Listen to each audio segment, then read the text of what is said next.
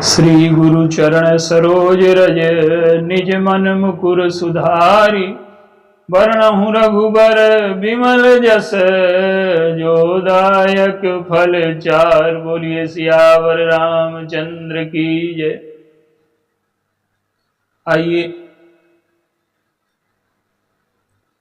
हमारे जीवन में वाणी का क्या महत्व है और वाणी का स्वरूप क्या होना चाहिए, इसी संदर्भ में आज थोड़ा सा कुछ चर्चा। भगवान राम जब कैकेयी जी के पास पहुंचे तो गोस्वामी जी ने एक संकेत किया।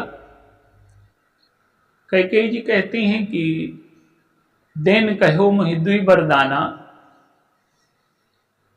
और मांगे हूं जो कछु मोहि सुहाना।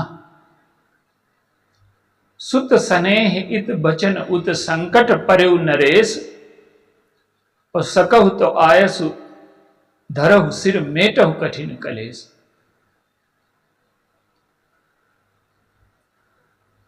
गोस्वामी जी संकेत करते हैं भगवान राम की वाणी के लिए कि बोले बचन विगत सब दूषण, और मृदु मंजुल जनु बाग विभूषण।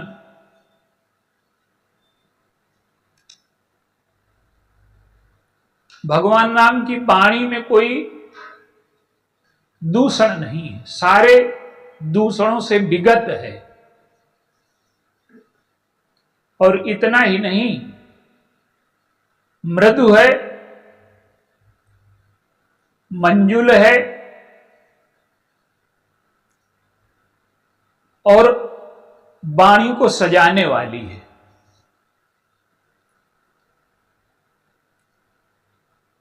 देखिए, कैकेयी जी अयोध्या में मृदु भाषणी हैं। सब लोग उनको जानते हैं कि इनकी भाषा मृदु है, लेकिन आज कैकेयी की जो वाणी है उसको कई रूपों में गोस्वामी जी ने संकेत किया। कहते हैं भिल्लन जिम छानने चाहते बचन भयंकर बाज। कैकेयी की वाणी बाज है। एक जगह कहते हैं कि जीभ कमान बचन सरनाना, और मनऊ महनऊ महिप मृदु लक्ष्य समाना। दशरथ जी मुलायम लक्ष्य हैं, और जीभ कमान वचन सरनाना। जीभ कमान है और उससे जो वचन निकल रहे हैं वो बाण हैं।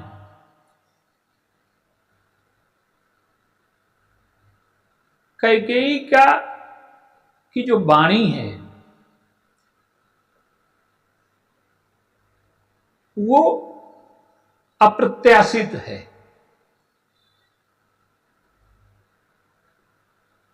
बाज की तरह से, जैसे बाज अचानक आक्रमण करता है। अयोध्यावासियों ने अचानक कैकेयी जी की वाणी का आक्रमण देखा। अयोध्या जी तो उस वाणी के प्रहार से, अयोध्या में तो दशरथ जी की मृत्यु हो गई उस वाणी के प्रहार से। सारे लोग घायल हो गए।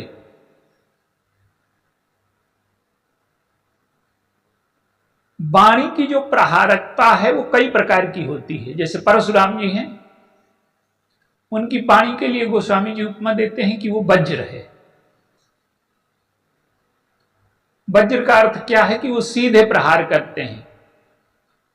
जड़ सठ खल सीधे प्रहार है।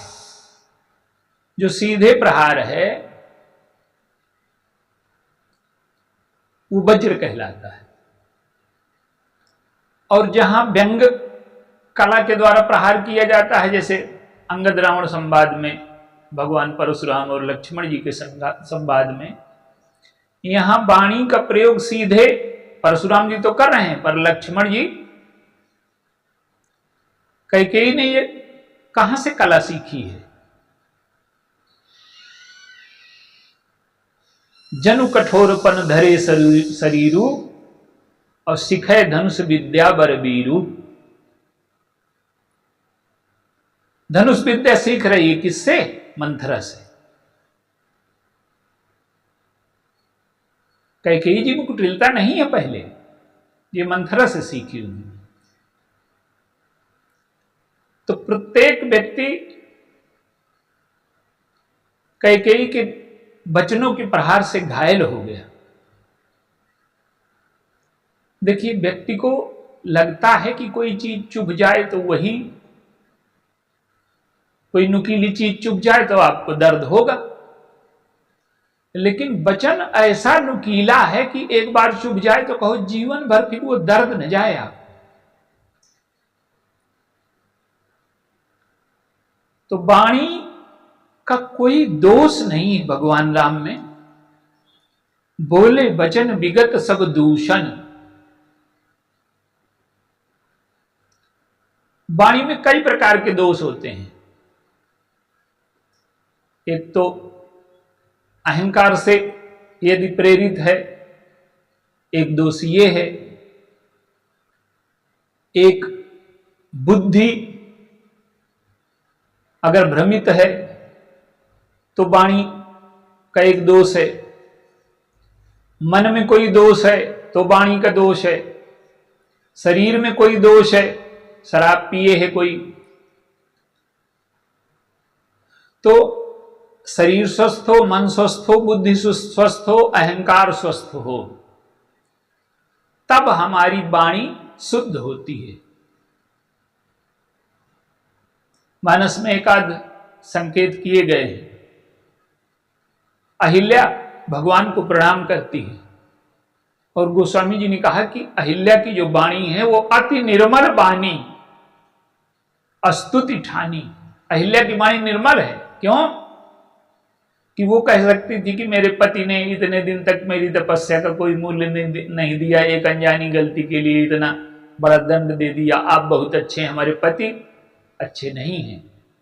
लेकिन कैकेयी वो अहिल्या का हृदय शुद्ध हो चुका है। अति निर्मल वाणी। निर्मल क्यों है? कि वो कहती है कि जो ईश्वर तपस्या से, पुण्य से, साधना से मिलता है वो पति ने हमारे बिना साधना के मुझे मिलवा दिया।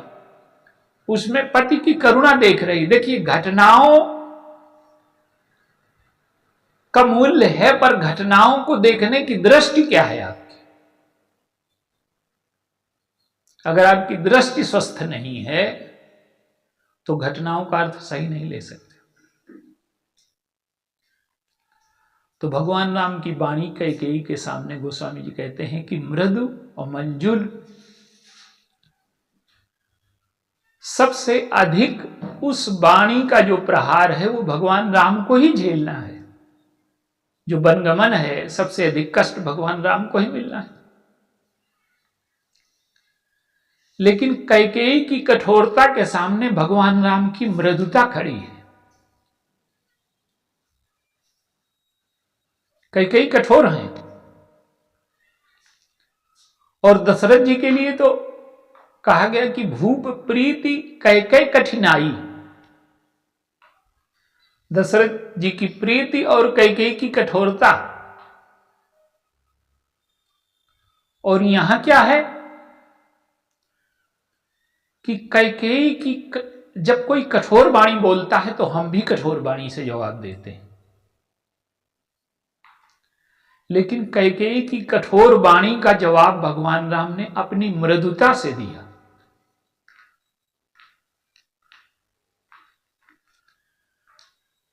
सामान्य तौर पर प्रतिक्रिया हम करते हैं, जैसी वाणी कोई बोलता है तो हम भी बोलने लगते हैं, लेकिन कठोरता को मृदुता से पराजित किया गया। भगवान राम की वाणी केवल मृदु नहीं है, मंजुल भी है।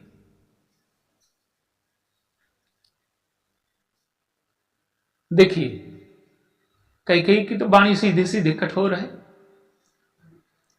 लेकिन भगवान राम ने उस कठोरता को मृदुता से पराजित किया।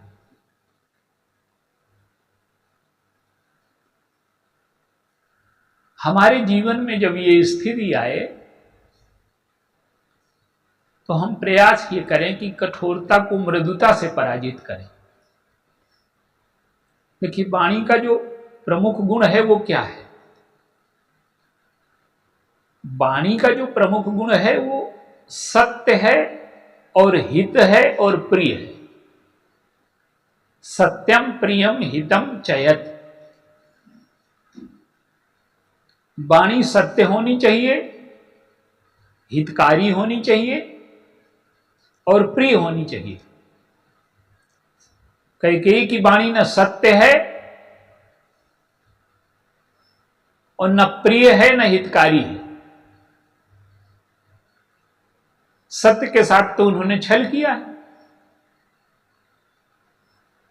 सत्य के साथ क्या छल किया है कि 2 उंगलियां लगाई थी दशरथ जी के प्राण बचाने के लिए, और उन्हीं 2 उंगलियों के वरदान से उन्होंने दशरथ जी के प्राण ले लिए।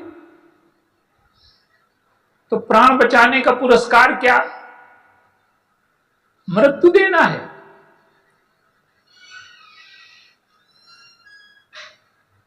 और सत्य के साथ वो छल करती है।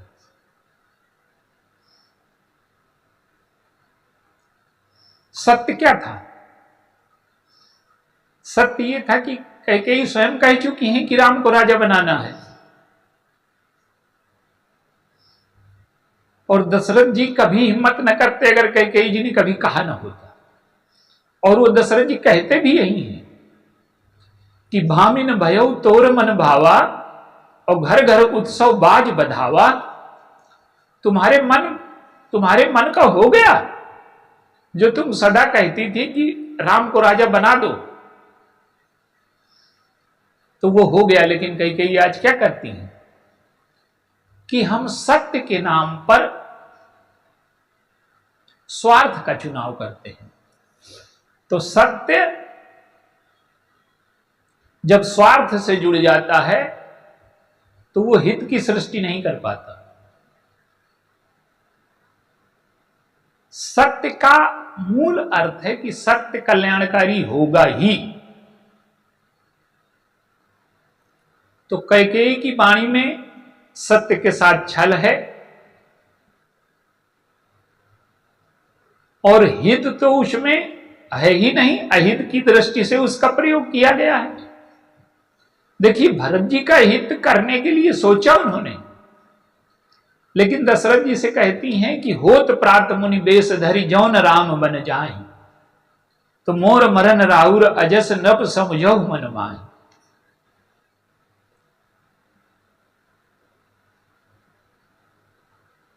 तो हित नहीं है राम, वो भरत जी का हित बाद में चाहती हैं। राम का हित पहले हो जाए, कौशल्या का लड़का पहले बन चला जाए, तो उनकी वाणी में सत्य के साथ छल है, प्रवंचना है। हित नहीं है, अहित है, और प्रिय तो है ही नहीं, कठोर है। लेकिन भगवान राम क्या करते हैं? वाणी के जो 3 गुण हैं वो ले आए। सत्य के साथ शील। वो कहते हैं कि मां तुमने मेरे हित के लिए सोचा,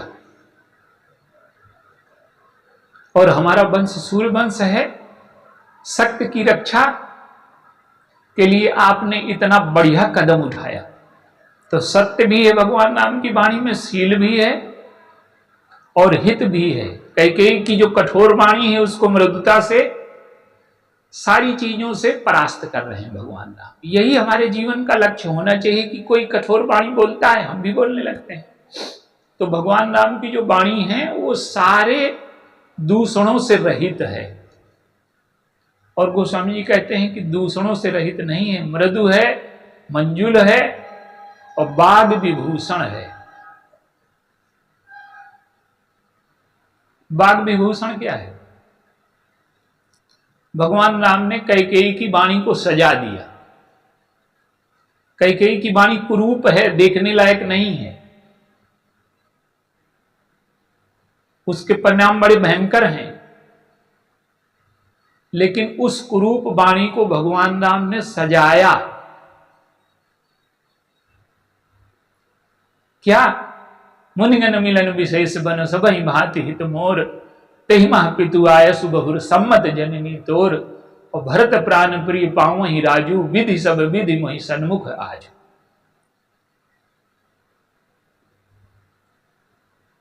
अधिकांश लोग कहते हैं कि कैकेयी ने ये सब कुछ किया। वो कैकेयी ने सब कुछ नहीं किया।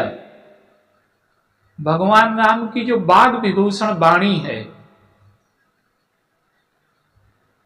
उसने कैकेयी की कुरूप वाणी को सजाया। आप देखिए, हमारे सामने जब वाणी की कुरूपता आती है तो हम अपनी मृदुता से उसको सुंदर न मृदु बना पाते हैं, न सुंदर बना पाते हैं, और सजा तो पाते ही नहीं है। अधिकांश समाजों में आप देखते हैं कि बहुत कम लोग हैं जो दूसरे की वाणी को सजाते हैं। ज्यादातर लोग अपनी वाणी को सजाने में लगे रहते हैं।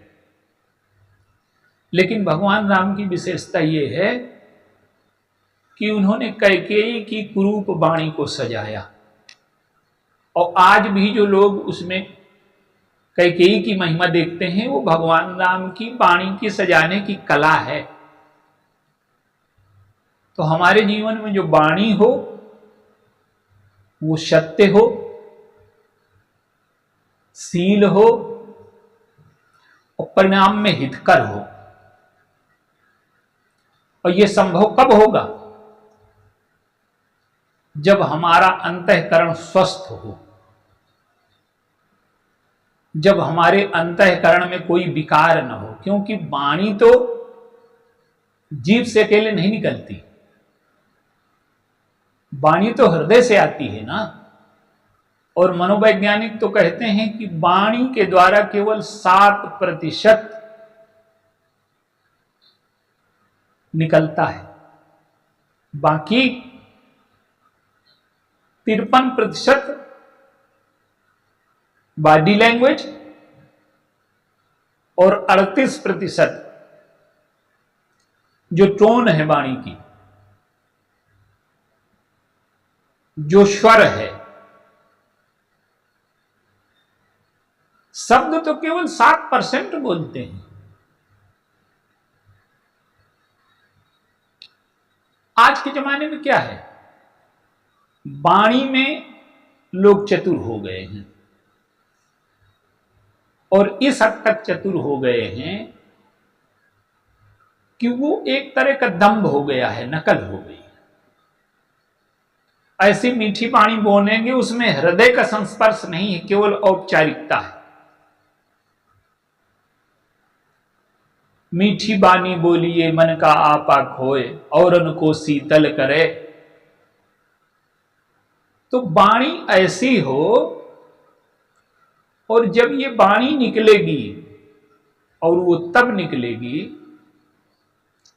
जब सामने वाले की कटुता, सामने वाले का प्रहार हमारे अंतर हृदय को क्षुब्ध न कर पाए।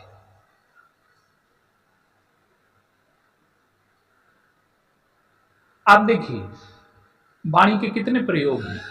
एक दो उदाहरण आप लीजिए। भगवान राम वन को जा रहे हैं, सीता जी से उन्होंने कहा कि तो हंस गवन तुम नहीं बन जोगु, और सुन अब जस मोहि देई है लोगु। तुम वन के योग्य नहीं हो। तो कैकेयी जी कहती, वो सीता जी कहती हैं कि आप इतनी कठोर वाणी बोल लेते हैं, तो पहली बार पता चला। ऐसे वचन कठोर सुन जो न हृदय बिलगान। भगवान राम तो बड़ी मीठी वाणी बोल रहे हैं, पर सीता जी कह रही हैं कि ये वाणी तो है, पर इसमें हमारा आपका वियोग है, इससे बढ़कर के कठोरता और क्या होगी। तो सत्य केवल वो नहीं है जो बोला जाता है, सत्य का परिणाम क्या होगा। सत्य का परिणाम अगर हित में नहीं बदला, आप देखिए, आप कहीं से आए, दो लोग लड़ रहे हैं और आपने वही सत्य बात बता दी, किसी की हत्या हो गई, तो वो सत्य का परिणाम क्या निकला, हित निकला क्या। तो हमारे जीवन में वाणी विकार रहित तभी हो सकती है जब हमारा मन, हमारी बुद्धि, हमारा अहंकार और हमारा शरीर, ये चारों स्वस्थ हों। जब अहम सक्रिय होता है ना, तो वो सत्य को नहीं समझ पाता। तो अहम से रहित हो वाणी हमारी, बुद्धि स्वस्थ हो और मन में मिठास हो,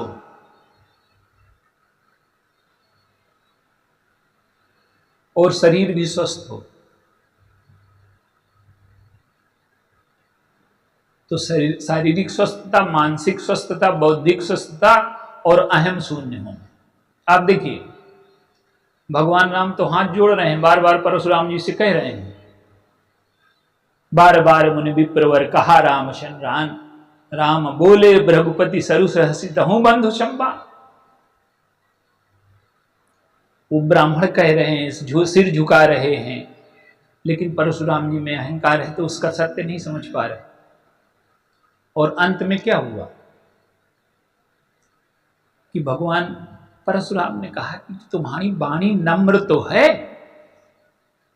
देखिए, भगवान राम की वाणी की विशेषता क्या है, भगवान राम की वाणी नम्र है, लेकिन लक्ष्मण जी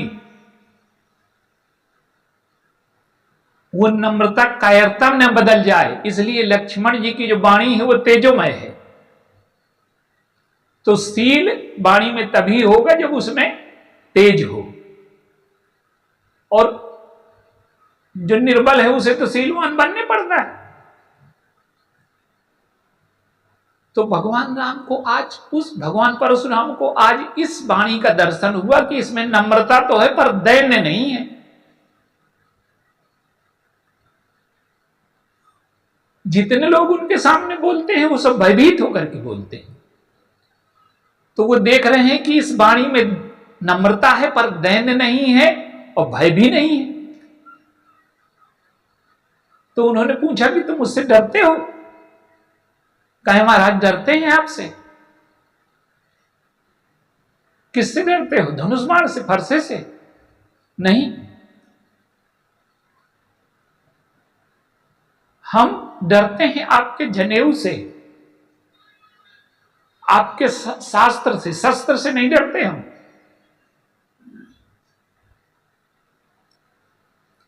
देखिए, एक भय होता है श्रद्धाजन्य और एक भय होता है आतंकजन्य। जो आतंकजन्य भय है वो हमें निर्बल बनाता है और श्रद्धाजन्य भय हमें सबल बनाता है। गुरुओं से हम डरते हैं, शास्त्रों से डरते हैं, संविधान से डरते हैं, समाज से डरते हैं। ये भय हमें निर्भय बनाता है, हमारे जीवन को निर्दोष बनाता है। तो भगवान परशुराम कहते हैं कि क्या मानूं मैं? तो वो कहते हैं कि महाराज हम डरते हैं आपसे और इसीलिए हम किसी से नहीं डरते, काल से भी नहीं डरते। तो इतनी ताकत कहां से आई? विप्र वंश के अस प्रभुताई, अभय हो जो तुम्हें डराई। तो परशुराम जी तो भयभीत वाणी को सुनने के अभ्यस्त थे। नम्र वाणी तो उनके सामने सबको ही बोलता था, लेकिन आज जब ऐसी वाणी उन्होंने देखी कि जिसमें नम्रता है पर दैन्य नहीं है, भय नहीं है, शील है पर तेज से युक्त है, शील कायरता वाला नहीं है। तो ये जो वाणी के गुण हैं, अंत में वो स्तुति करते हैं भगवान राम की और कहते हैं कि आपकी वाणी ने मुझे बहुत देर तक उलझाए रखा, मैं समझ नहीं पाया, मैं नहीं समझ पाया। तो भगवान राम की जो वाणी सील युक्त है, सत्य हित और सील से जुड़ी हुई जो वाणी है, वो कैकेयी की कठोर वाणी को पराजित कर देती है। और परशुराम जी की जो सील रहित वाणी है, तेजोमय, जिसमें सत्य की कठोरता तो है पर सील की कोमलता नहीं है, अंत में क्या होता है कि भगवान परशुराम भी भगवान राम की वाणी से चमत्कृत होकर के उनकी वाणी में भी सील आ जाता है, सत्य आ जाता है, हित आ जाता है। तो ये वाणी का गुण है, हम अपने अंतःकरण को स्वस्थ करके, बिना प्रतिक्रिया के, बिना बदले के, बिना किसी को चोट पहुंचाने के उद्देश्य से, उसके हित के लिए वाणी बोलेंगे, सत्यशील और हित का समन्वय हो, सभी प्रकार से अंतःकरण स्वस्थ हो। ये भगवान राम की विशेषता है। मृदु मंजुल जनु बाग विभूषण। बोलिए सियावर रामचंद्र।